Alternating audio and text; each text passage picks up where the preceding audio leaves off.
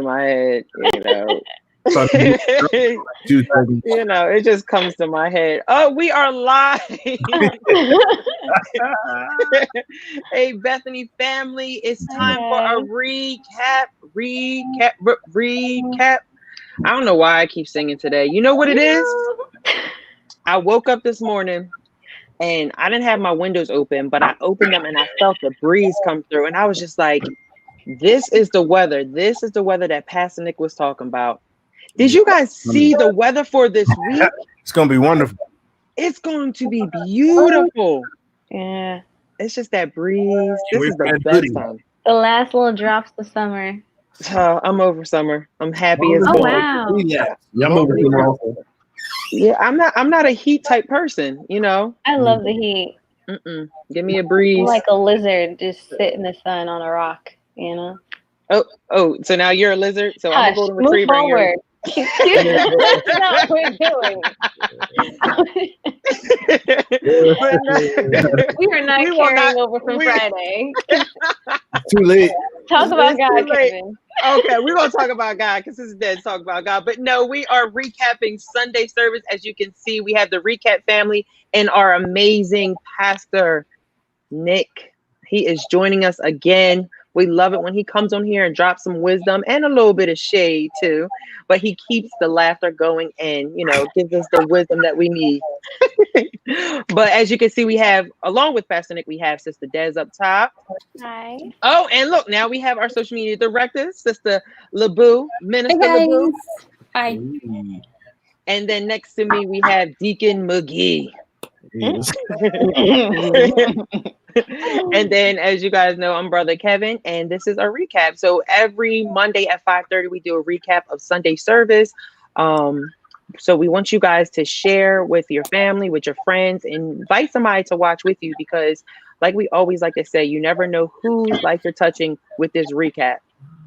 Also, while you're sharing, if you are not close by, you're far away, you can also join our connections group. All right. We want to stay connected with you during this time. So please join our connections crew. So before I start, how are we feeling today? I already talked about the good weather, but how's everybody? Good.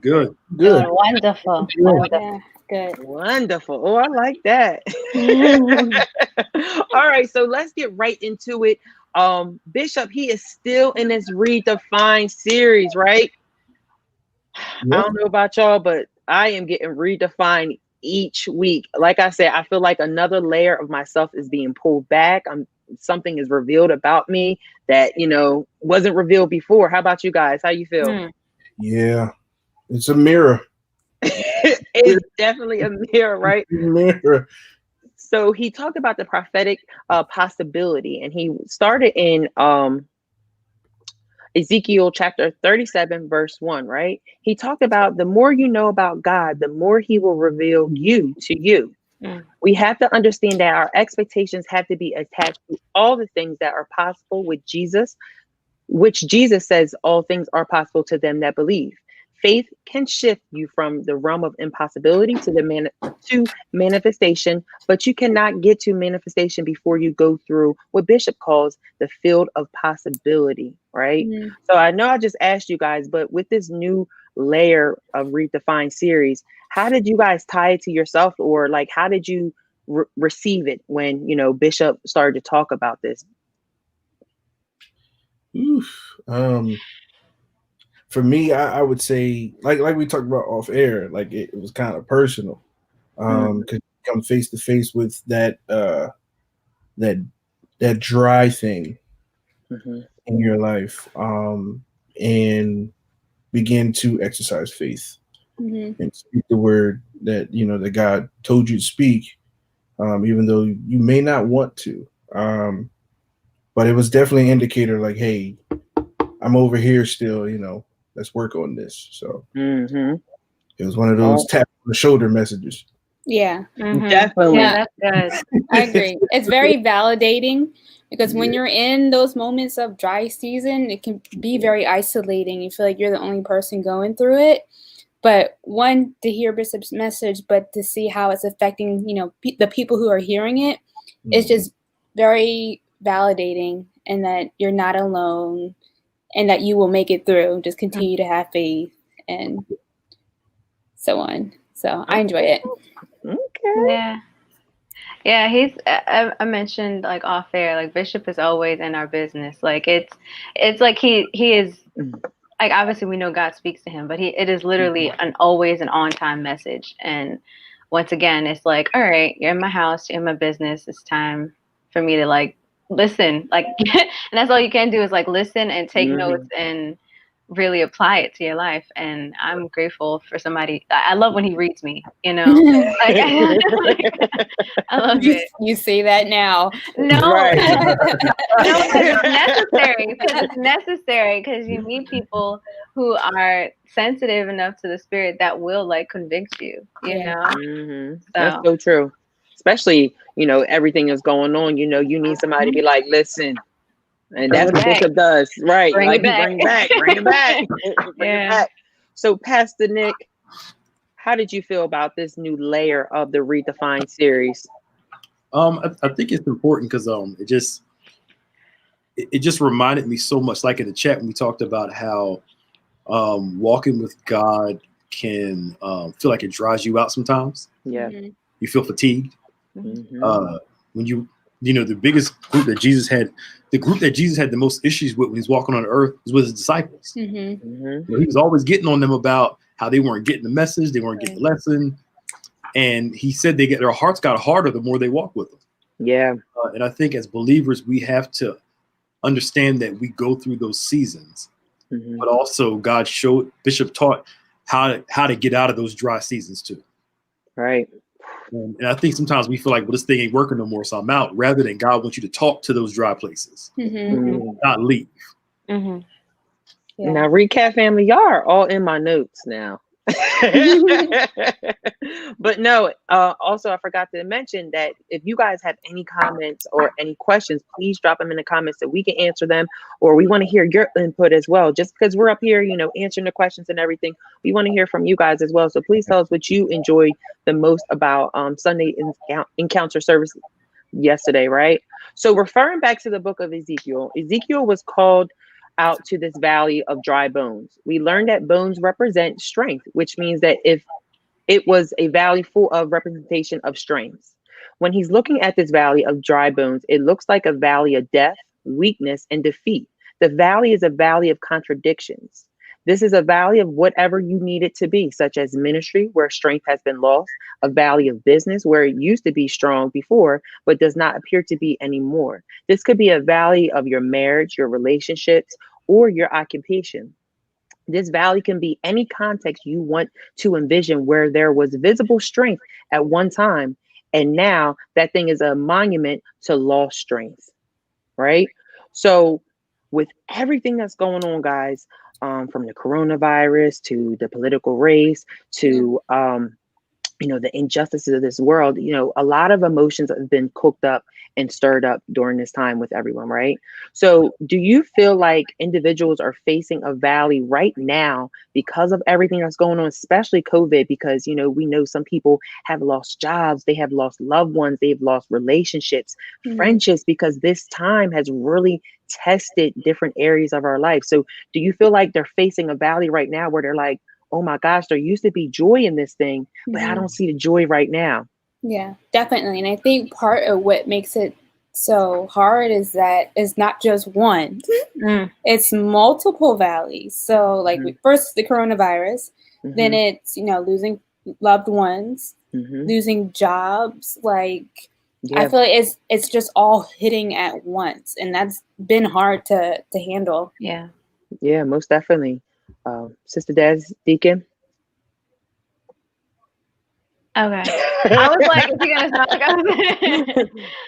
No, absolutely. I agree with Maya when she said that there's multiple valleys, you know, but like what Bishop said, like the bones, they might look like death, but they are strength, like that, like, yeah, we are down there, like all of us. And it really doesn't matter like how many valleys you have, you are in a valley at this point in time, you know, like collectively we all are.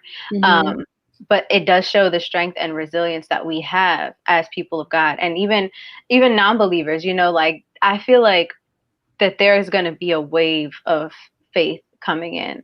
Like there's going to be a wave of people coming into the church, like looking, because of so much darkness and disasters that have happened. People are going to be searching for somewhere to come home and somewhere to root down. And I think as believers, we have to remain strong. So, and it is a test of our faith right now. So like he said, with the bones, it's like, okay, it looks like death, it looks like sadness, it looks like, all of these disastrous things, but in the end, it is to build you up and to strengthen you, because guaranteed, if something ever happened like this again, we would all be ready, like we would all be prepared mentally, physically, emotionally, because this has never happened to us collectively. Right. But let it happen again. I mean, I don't think it would ever happen again, but if it were to, we would be prepared accordingly, on all levels, spiritually, emotionally, mentally, so yeah. I like that. Deacon? I don't really have much to say after that one, but but I would agree. We've been in valleys before this. This is just different because it's a different kind. This is something that we've been getting adjusted to, but also looking for a way out of. And I believe this weekend was our way out. Beginning to speak life to those places that we perceive to be dead or dry, but really is strength. And when he said bones of strength, I remember hearing that before, but it just clicked to that whole Adam and Eve picture where he said, "Your bone and my bone," which is really your strength and my strength. And that's that kind of love that we have to have while we're in this valley, where we're saying, just because this thing is dry, just because this thing is hurting me, just because this thing is in the way, I'm going to speak faith and speak love to it.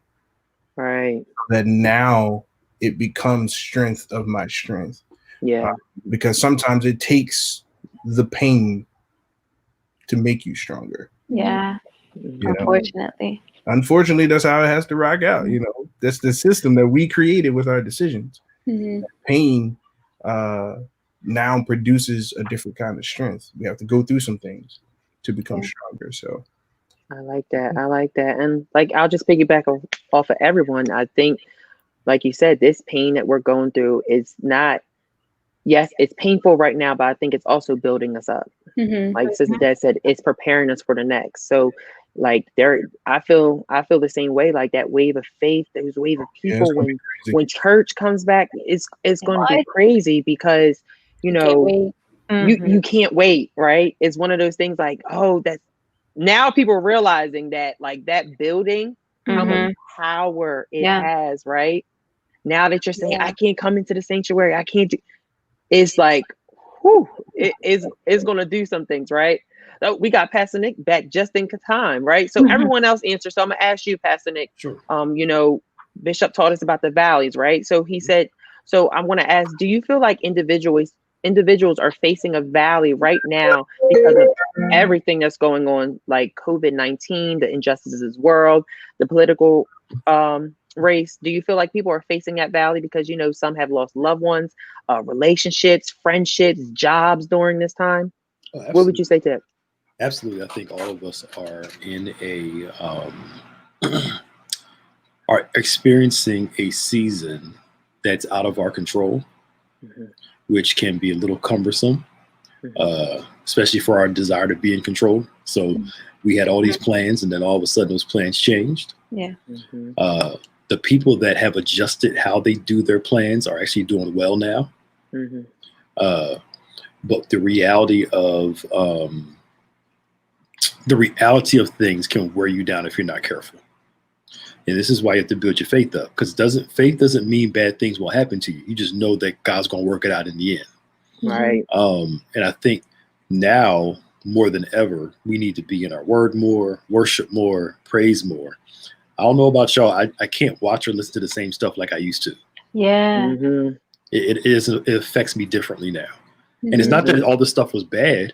It's just, you know, when you're in the car listening to worship music versus listening to something else, your day seems a little different. Your mood is different. Yeah. You know, and we got to combat this, if I can call it this, overall atmosphere of lowness. Mm-hmm. You know, and now, you know, people nowadays acting like, you know, Rona's over. They going out doing their thing. Yeah. Right. You know, She's but still here. yeah, but there's still that overall. People are trying to go back to normal, but there's still that overall thing. So, yeah, I think that's why the Bible says you got to guard your heart and mind. Yeah. You have to. I like that. I like that. So there's this valley of dry places that the Holy Spirit opens up to us. A valley of dried out emotion, a valley of depression, a valley of joy, which has turned into sorrow. The valley seems to represent whatever had life before seems not to have life now. Bishop teaches us that we never discover how much fight we have left in us until we experience the next battle. He stated that the victory of the last fight or the victory over the last enemy never gives you an assessment of what strength you had to lose to gain the victory. It's not until you're oppressed again do you find out I lost something, even though I won. I lost something in the last altercation, right? So with this illustration, do you believe that this is why it's easy for people to give up and just throw in the towel? Yeah. Mm-hmm. Yeah. Because you're not assessing properly how much you had to give, how much you had to go through that battle, and then how much recovery it may take for the next one. If you look at, I look at it as fighting like boxers. You know, they don't get right into another fight right after they just had a major one, because there's one, they need time to heal. Yeah. And then two, they gotta train for the next one, because that fighter has a different style. He may hit harder, he may be faster, he may have the reach. He may have a different style of fighting that you have to get adjusted to, prepared for, before you just jump in the fight again, and then you lose what you're building up for. And that's the same way we have to assess it in the spirit, because like they say, you know, higher levels, more devils, and all that kind of thing. You know, it's true. The more we advance, the more we grow spiritually, the more the enemy's going to send more of his, I like to call them goons, more of his goons to come at you. And you have to be prepared for which one is going to show his face and how you're going to fight him, because you have to fight each one appropriately, so to speak. That's good. That's good. Anybody else want to touch base on that? I think that the struggle that some people have, I'm sorry, Des, you gonna say something? Okay. Is that especially for people who, you know, when you the loss of strength affects your identity when you find out that it's not there. It can. Especially people who feel like they're a naturally strong person. When you used to be able to tolerate stuff, and now you realize that strength you have for certain things is not there, it hurts your image a little bit. Yeah. Because you feel weak. Yeah. You know, because before you can just, you know, like Bishop talked about those times he's preaching, like some days you just want to lay down. You know, it's just those days where before you would just take a hit and just keep going. Now you're like, I need a break. Yeah. You know, and it can mess with your psyche. Yeah. However, I do believe that God allows us to experience weakness so we can discover his strength, though. So I hate to say it like this. We discover more of our identity through his strength rather than the previous strength that we had that was in our own power, if I can say it like that. No, so true. Yeah. No, and just to be full transparent, 2 weeks ago, that's like before we jumped on, that's why I said like this sermon hit so different for me. Not that each sermon doesn't, but this one, it just like really was just like, wow, Bishop, you talking about me, because like 2 weeks ago, you know, I had some problems on my job for like, you all right there, sir? You okay, Pastor? I love how I muted his mic. Sorry. Look it, I'll make sure he's still doing it. Right. You know, when it goes that wrong pipe, you're like, thank you, Jesus. But no, I was dealing with something, and just when I thought I was done, something else approached on the job that I was just like wasn't even expecting. And like it really, not to even lie, just to be real with you guys, it threw me off. It threw me through a loop. Like I had to just dismiss myself. I had to come home. I couldn't talk to nobody. And I felt myself getting into a place of where, not depressed, but in a spot where I didn't want to talk to nobody. There was nothing that was going to make me feel better. It was nothing that anyone could say to me that was going to get me back up. Cause usually me, like Sister Des says, I'm the golden retriever. I got the smile on my face. I got that golden retriever was a pit bull 2 weeks ago. I just didn't feel. And then what really brought me back is that I started to rehearse the things that we talk about on here. So I rehearsed the questions that I asked you guys. I asked myself that, like, all right, Kevin, you asked these questions. Put these questions to, like, if you were, like, I basically had to sit down with myself, like, and that's what really brought me back. And it also brought me back to whose I am.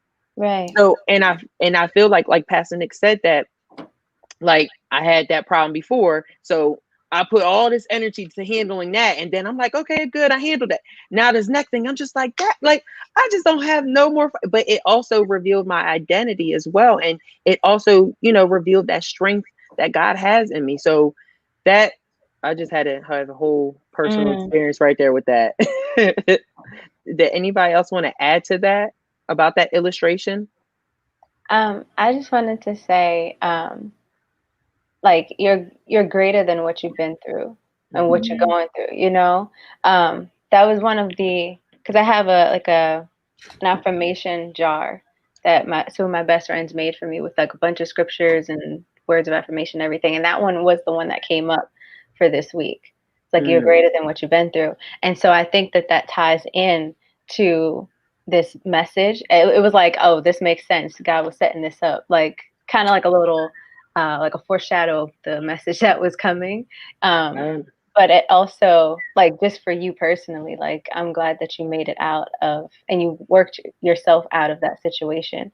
But just to tie it into the message, like when we first started, like, you're in those valleys, but you're so much more than those valleys. You're so much more than where you are right now, so much more than the death that might be going on in your mind or the depression that might be going on in your mind. Like, we're continuing to move forward always, and there's always more for us to see and do and grow. So, yeah. Thank you, Sister Des. Yeah, I got you. Okay. Sister Maya, did you want to add to anything? No, you guys said it wonderfully. I love Maya. She's so funny. Oh, go ahead. As I've said, I've been reading the book of Psalms a lot since the pandemic. And I'm actually starting a Psalms devotional. Okay. It's going to be online and see what goes from there. But as I'm studying it, I love how honest the psalmist is with what's going on. Like, he'll tell God, I'm anxious, I'm down, I feel overwhelmed. And if we start looking at the Psalms as a conversation, because we always say it's a book of praise, but it's actually a book of prayer too. They're a book of conversations with God. And Kevin, like what you were talking about was like, you talk to God and you acknowledge, this is how I feel, this is what's going on. But in that conversation with him, the Holy Ghost steps in and guides you right to the solution. And that's why you see the psalmist say, I'm anxious, I'm tired, I'm overwhelmed, but I now know that you're my strength. We read that like, oh, just, no, cool. Right. But he's actually taking you through his thought process, that in the first couple of verses, he's overwhelmed. And then by verse 4, something clicks and says, but I trust in you though. Amen. Yeah. And through conversation with God is where we find him and discover his answers for us, his will for us. But it starts with that complete honesty. We all have to be honest with God. Yeah. And understand that, watch this season can fatigue you. Yeah. It can. Life is fatiguing already, but this season people are tired. Yeah. Internally. Yeah. And God just wants you to be able to own that, talk about that. And you'll find yourself as that deer panting after the water. So my soul pants after you, oh God. Yeah. And God allows you to experience those things so you can experience him on a different dimension. Yeah. Yes. That was it. Woof. Despite. Right. Right? But no, it's so true too, and it's just like I feel like so many Christians, like we say, "Oh, I love that word, I love that sermon," but how many of us really actually apply the sermon to ourselves? Where like when we're in that situation where we go back and be like, and that's why we learn how important it is to take notes and stuff like that, because you'll remember those little nuggets and everything, but just to go back and read and then also align it with the books in the Bible. Yeah. So, I agree with what you said earlier, Pastor Nick. You said like you're way more sensitive to what you're like feeding. I feel like I'm experiencing that too. Like just like random playlists, like not even anything that's like super worldly. It's like, oh wait, I'm way too sensitive right now. Like I'm way too raw. I need to lock in on just things that are gonna feed me positively. So right. That's so true. So you can have a valley of dry places. Your emotions. Oh wait, I read that. Sorry. In order to deal with this dry place, you must walk through it. As you walk through the dry place, things are going to be revealed to you, not just about the place, but you in the place. Every valley of dry things is a valley of decision, a valley of tests of your will, but also a valley where your sensitivity to the presence of God and the voice of God are revealed. Bishop told us that one of the things you want to understand about this valley is that you are not alone. Even though the children of God tend to be a little dishonest about their internal conditions, you have to understand that you are not by yourself. So as Bishop stated earlier, the more you know about God, the more he will reveal you to you. Are we afraid that what is going to be revealed about ourselves? Are we afraid of what's going to be revealed about ourselves in these dry places is what like tends to make us like run away? Ava just asked that question in the chat. She did? Yeah. Oh, come on, Ava. Ava is everything. Here's how this works, right? I remember going through seasons where I avoided certain things because I didn't want to deal with the reality of it. But here's one thing I've learned. You can only avoid how you feel and what's going on but so long. It's going to come back. And it takes strength in the help of God to deal with what you are really dealing with. But there's freedom in finally learning it. Right. Because now I know what it is. Right. So now I can learn to work with it. But most of us are afraid to see what's really driving what's behind it. So for instance, most people that struggle with anger issues really aren't angry. They're sad. They're grieving. That's not the anger is just a manifestation of their grief and their sadness. And asking God to get to the root of that, turning the mirror around you is not easy because we don't want to see all that stuff.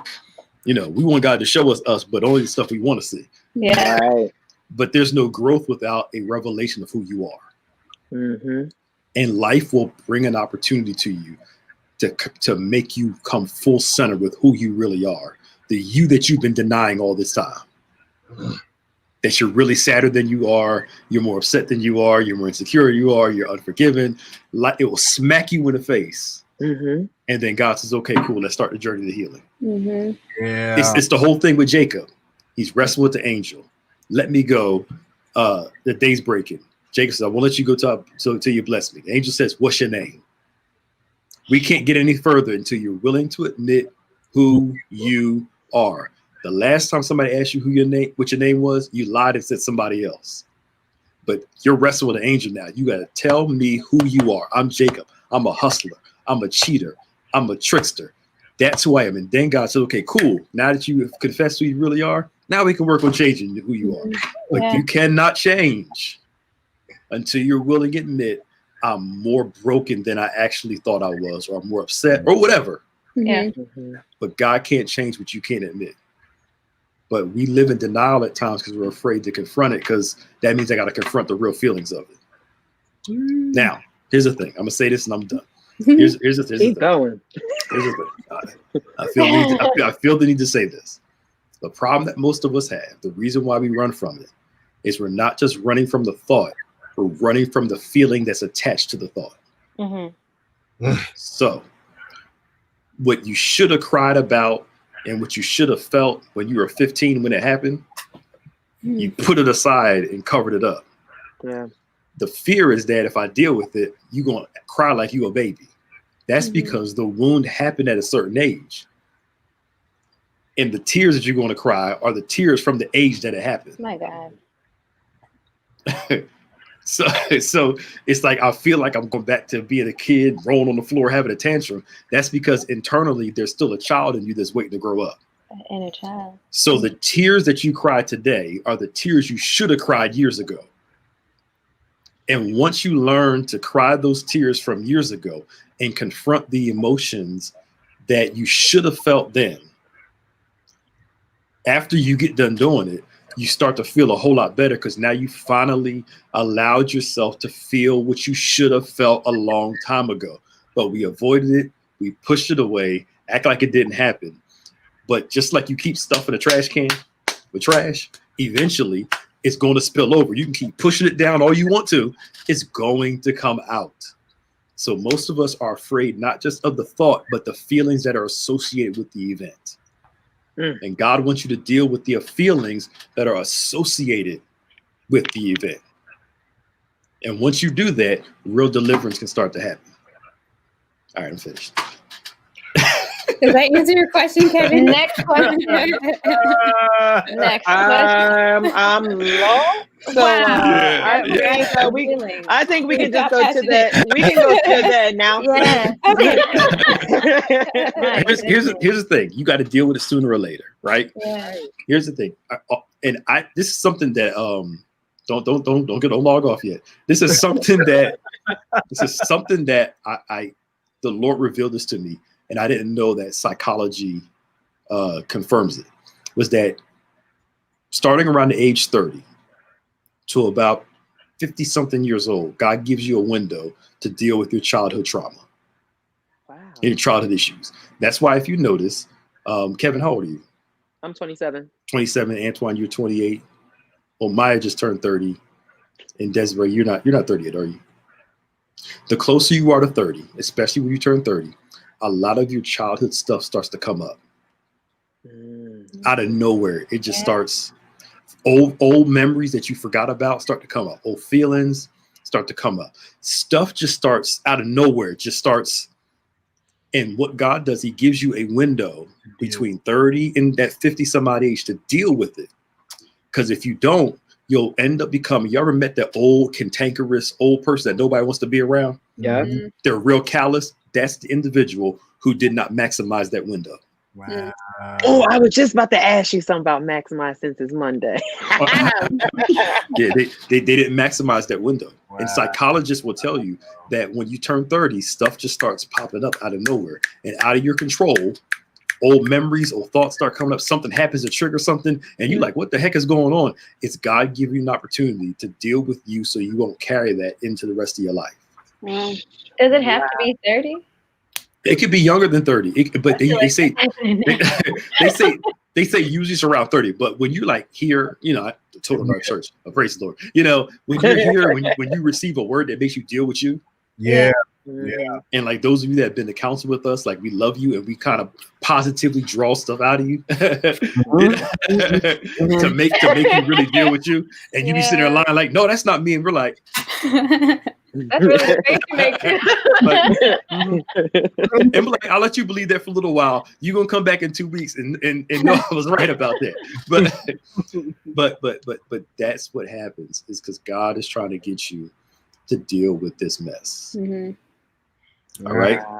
And I admit it, I'm 38 years old. I'm in the season too.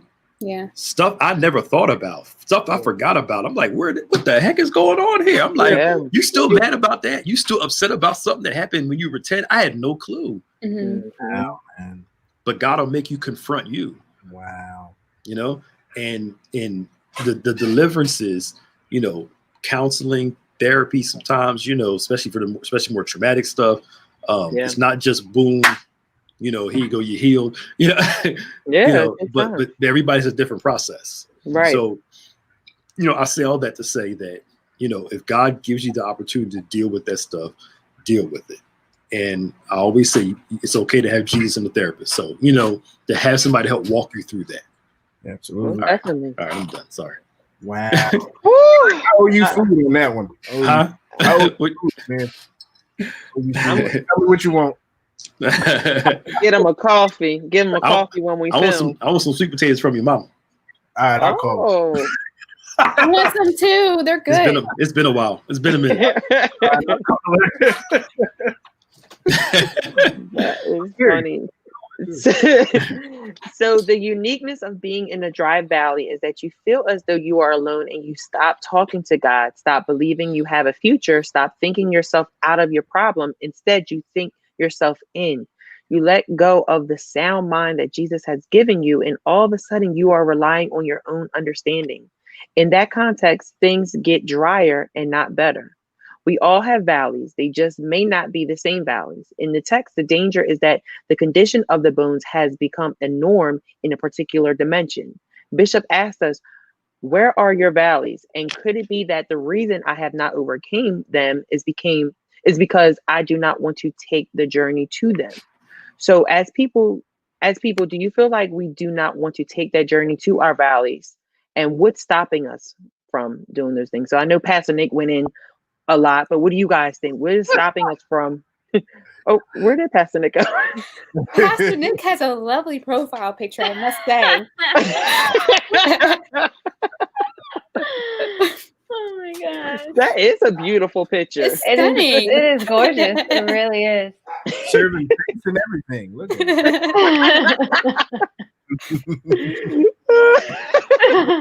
I turned it to Maya when I went on break. Yeah. So what's stopping us from taking these journeys to our valleys? And is this why we cannot overcome those negative dominant emotions?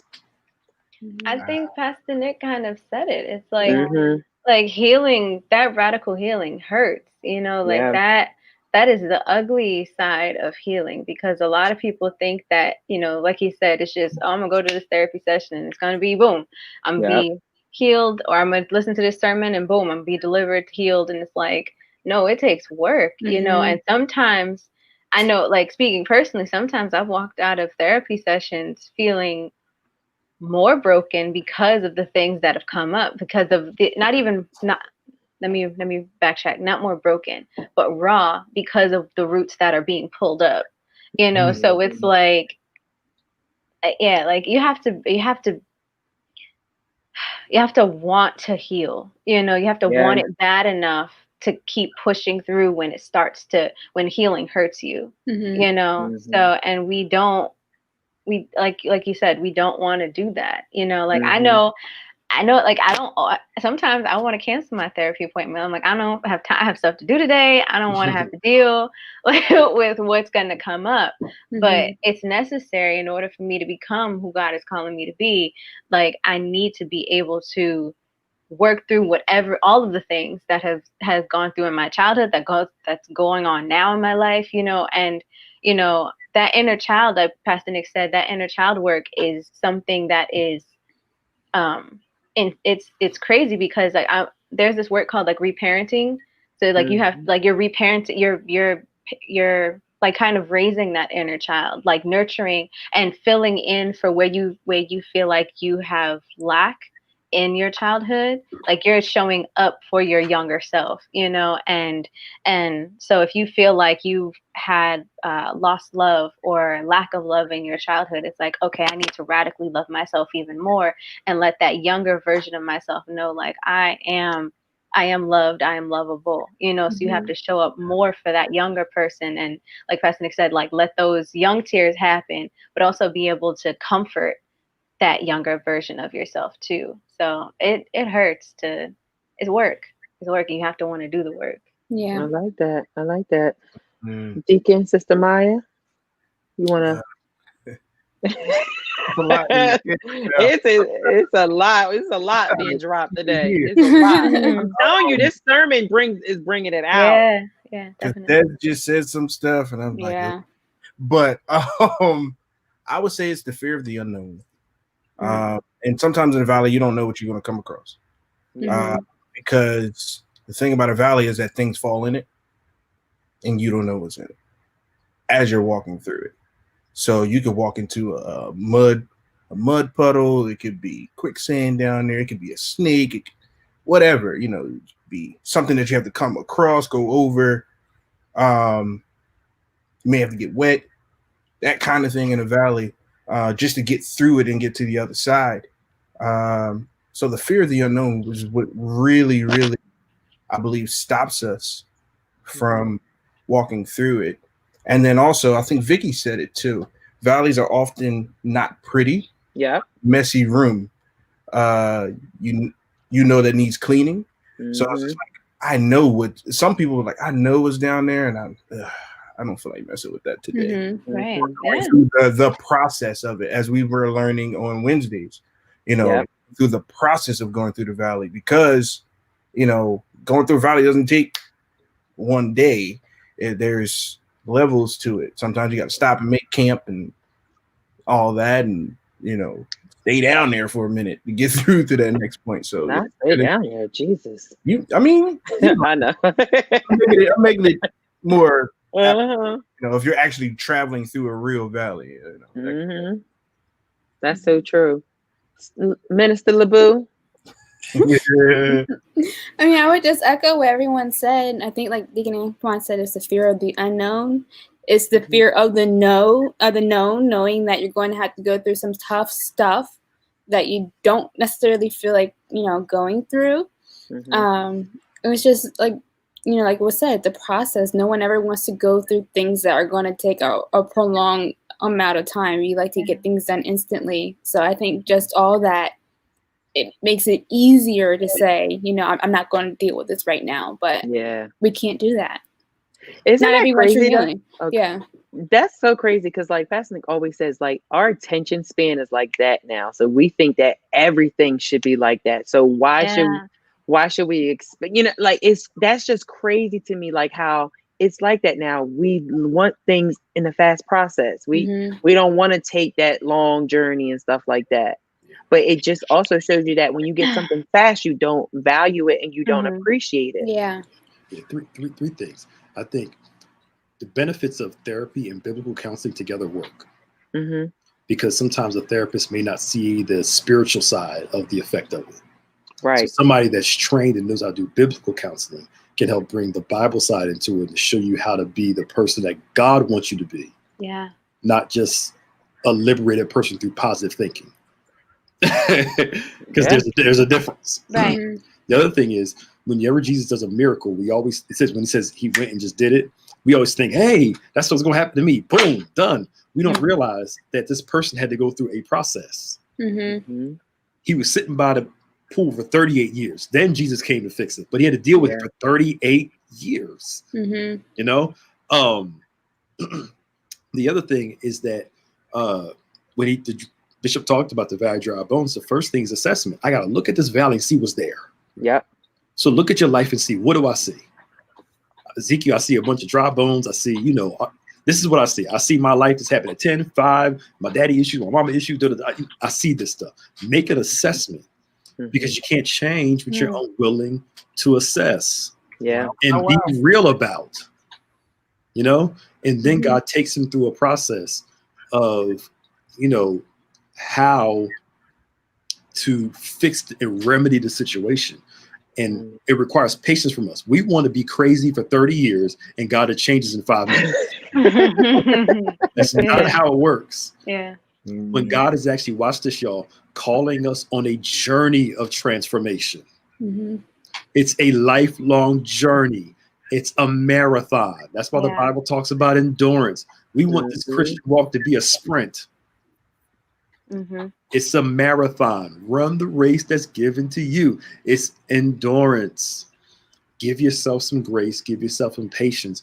You will change as you allow God, the Word, the Holy Ghost, all this stuff to start to transform you into a brand new person. Now, last point. Deliverance is not always removal. Come on.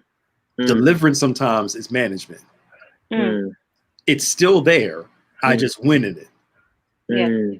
Deliverance is not absent of temptation. We think deliverance is boom, I ain't got to deal with it no more. No.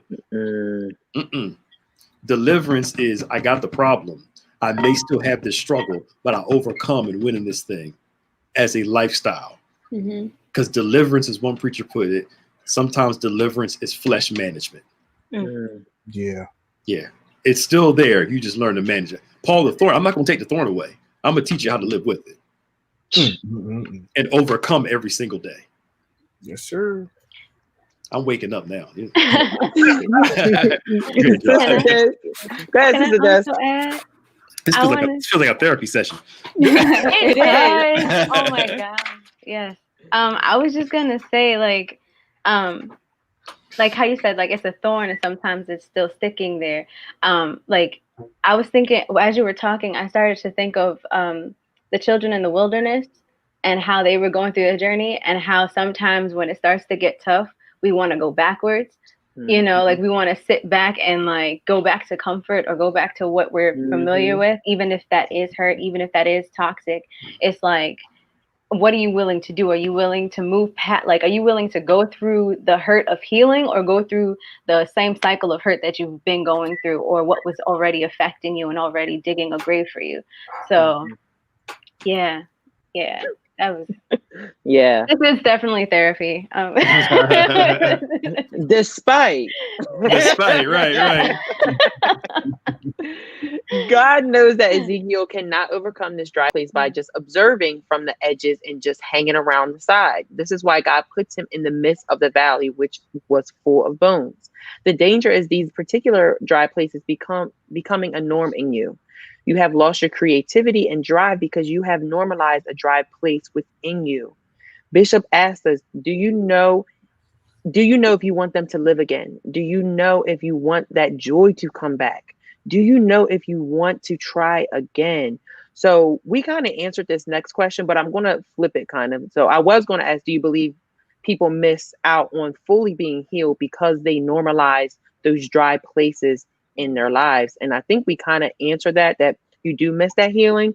So do you feel like this is why we go through certain things in our life, because we normalize things? Like when it comes to relationships, oh, I should just deal with this because I'm this age. I always hear like our age, you're like, okay, there's really nobody out here that doesn't have kids, that's not married, so I'm just going to settle. Right? They just normalize that stigma, that expectation, or they normalize, okay, I'm never going to go back to school, so might as well just stick with this job, or go through and stuff like that. So with normalizing those things, do you feel like this is why we can't get healing in those other areas of our life, not just ourselves? We give up that drive to keep going, or to stick it out for what our expectation is. Because I'll use the example of the one that we hear all the time. Everybody got kids, so I might as well settle with somebody that got kids. Right. We hear that all the time. So and I think for those individuals, they believe that there's no one out there. They have lost hope secretly that there's someone out there that doesn't have children, that loves the Lord, who's positive, has a career, etc., etc. So instead, I'm gonna settle for this other individual. Not saying that the other individual was wrong, but what you want is what you want. And giving up that hope to settle just because you want to be quote unquote happy, eventually at the end you're going to be some form of miserable because you settled for something less than what you wanted, per se. Right. And it's the same thing in the spirit. When we settle for things of less than what we want, we all know the type of person that we want to be, and we have our internal hiccups like, oh my goodness, why I keep going through this? Why do I keep doing this? And it's a moment of you not surrendering that thing. Right. Almost every day. People think surrendering is a one-time event. I go to the altar, I surrender to God, I'm good. Not knowing that you picked it right up 30 minutes later when you redid an activity or a thought, you went spiritually back to the altar and picked it right back up. Surrender is every day. And that's where we are with all of this. Like, we have to daily work through these things instead of settling for the next best. Right. Settle for the best. So even like what Bishop said, like, do you know if you want to live again? It sounds to me, and this may just be my interpretation, that people find comfort in valleys. They don't like going through them all the way. So they find comfort in that. So let's talk about that. Are there people out there that are saying that, I don't feel like going through that pain again. I know what I've been through that last valley. I'm going to stay right here and just stick it out. How do you guys feel about that? Or comment about it? Absolutely. I feel like people definitely have, well, not people. How does Bishop always put it? I want to talk about you. I talk about myself. Definitely have. You definitely have those comfort blankets. Whether those are people or things, that again, healing hurts. So while in the midst of healing one traumatic experience, you have this other toxic thing that you're familiar with. So you're like, well, I'm gonna hold on to at least something, Right. Something that's going to give me some sort of familiarity. Why can't I speak in this in this time? I'm like, listen, you want to make sure you want that, but what the real thing is like God has to be that blanket,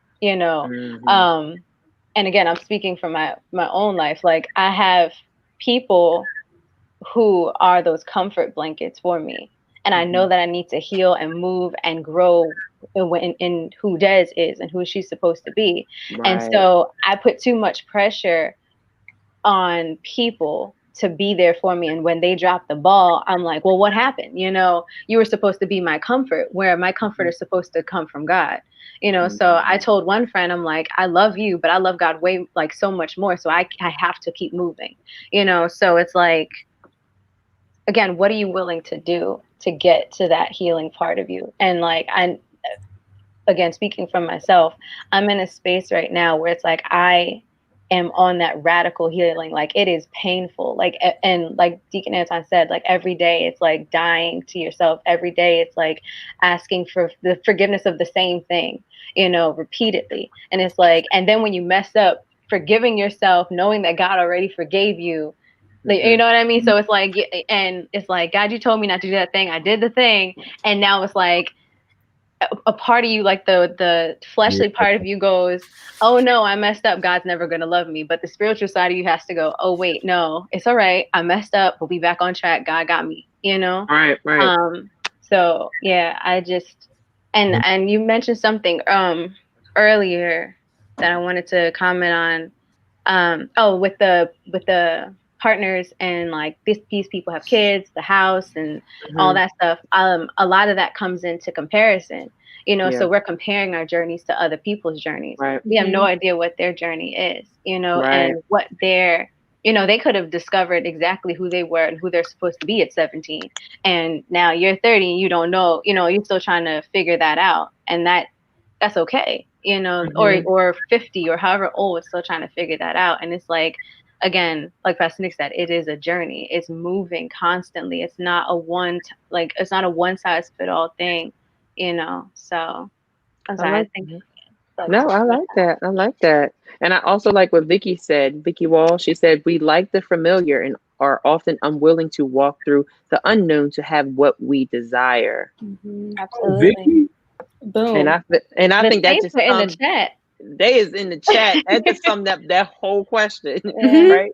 So God told Ezekiel to talk to the bones. Remember, the bones are disjointed, disconnected, and piled up in a valley together. But God told Ezekiel to talk to the bones, even though the bones stopped answering to the voices they were assigned to a long time ago.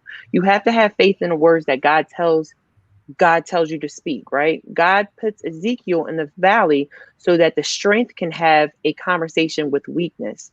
You have to talk to the places of your own weakness. God puts Ezekiel in this position because he knows he has faith too, but he just does not have the words to perform. So, do we allow our mind to have more control than the power of our tongue? Yeah. Definitely. How many people? That's a great question. When you're feeling off or you're feeling down, the first thing you do is be silent and not want to talk at all. That was me. I just used that example. Yep. It's like you lock yourself into your thoughts. Yeah. I don't want to say nothing. I don't want to talk. Yeah. The problem is you're talking to yourself internally. And there is power in your voice if you learn to open your mouth and say and talk to yourself out loud. Yeah. Put a Bluetooth in, make it, or puts a headset in, make it look like you talking on the phone. Somebody on the phone. Get in your car and talk to yourself. Right. But I think that's a trick of the enemy. When we get down and sad, the first thing we do is internalize and go in and don't talk. Mm-hmm. Yeah. It's a playground for them. It's a playground for them. Yeah, didn't they say an idle mind is the devil's playground? Yeah, it's a playground. Yeah. The enemy uses different ways to get to us. Offense, anger, people, sin, trouble, and trouble in somebody's life that we love. Those are all avenues that he uses to get into your thought process. Be offense, God. Take a detour. Don't come down this road. Right. Yeah. But did you guys want to add to that recap, fam? Do we allow our mind to have more control? Did you want to comment on that? Absolutely. I mean, not really, but I know Pastor Nick just dropped all the gems. I know y'all got something to say. Y'all been dropping some stuff. You sit there and Let make Maya talk. She been quiet more. actually, no, go ahead. Go, Des. Finish what you're saying, Des. We'll get to her. No, I was gonna say that definitely has been the case. Like you can sit there and you create scenarios in your head talking to yourself, create problems in your head, and you don't really it doesn't even have to be that big, but now in your mind you've continued, and like the conversation is now grown, and now other people involved that weren't even involved. Like, you come with all these scenarios. Now it's a whole nother thing, and they against me too, and it's just like this whole thing, and where it's like, no, you have to, like you said, open your mouth and be like, no, first of all, you're crazy. Second of all, like, right. First of all, you're crazy sitting here talking to yourself. Second of all, like, who, like, that thought back, like, who does God say you are? Like, you sitting here saying all these negative things to yourself. Like, who does God say that you are? Like, one thing that I do with my yoga class is at the end, when we do our closing, I'll put, our hands together at our mouths. And it's like, be careful of what you're speaking to yourself. Be careful of what you're saying to others, because words mean things. Words build up. And that connects right to our thought processes. So, let it come out. That's good. Woo. Minister? Huh? Mama LaBoo over there. Mama LaBoo. Evangelist LaBoo. No, I think it's really important, the words that we have to say, even internal. I feel like those things have more weight in terms of our feelings. So I know I've definitely been in positions where I just let those thoughts of negativity run rampant in my head, instead of, speaking out loud, praying my prayers, to God that, I am not whatever it is that I'm feeling in that moment, So yeah, I think it's really, really, really important that you intentionally speak yourself out of, the negative feelings that you're feeling in the moment. Okay, Minister LaBoo. Deacon, did you want to add anything to that, or are you good? I mean, I would just add, one, just be transparent. I don't trust myself in my own head, just because I know how busy my mind can be. And I know where it can go if I don't allow God to help me manage my thoughts. Being that, I was someone who would overthink or be very impulsive. And I still battle that from day to day. I think of a thought, I'm like, oh, I'm gonna just do it without thinking about, as Pastor Nick and Bishop say, the domino effect. How is one decision going to affect the whole? Exactly. So the best thing, while going through these things is, of course, speaking to yourself. But what I found is sometimes what my words can't utter, I write it. Or, Kevin, I like this one, I find a song that speaks to what I'm going through. Yeah. And it literally may be on repeat all day long. Like right now, I'm listening to "Hold Me Close" by Kalante Gavin, and that song has been on repeat since it came out. Wow! And it speaks to me from that whole standpoint, because the song says, "No matter what I do, Lord, hold me close." Right. And he talks about the things in his life that he does not want to continue to do and be a contradiction. So Lord, hold me close, don't leave me, keep my mind, keep my heart, all these things. Yeah. And it speaks well, to me. Sound like one of them songs of, I keep messing up, Lord, but hold me close. Right. which we all need. Right. Yeah. It's like one of those dog leashes, it lets you go but so far. Pull out, Yeah. come on back. So, I like that. I like that. So if you believe in God for something in dry places within the valley of your own being, the confirmation that is about to be a radical change will be by the sound that comes from that place. We learned that the valley made a sound in the valley of revival and the sound in the valley of reawakening. We have to learn how to bless the Lord at all times. We have to know how to give him worship in spirit and truth and praise based upon that worship right in the place where you feel the most challenged. So recap family, is there anything that you guys wanted to share? Because that word was so impactful, but I may have missed something. Is any closing remarks? I would say go back and listen to it again, because there was so much in it. We tend to grab it the first time and then not go back.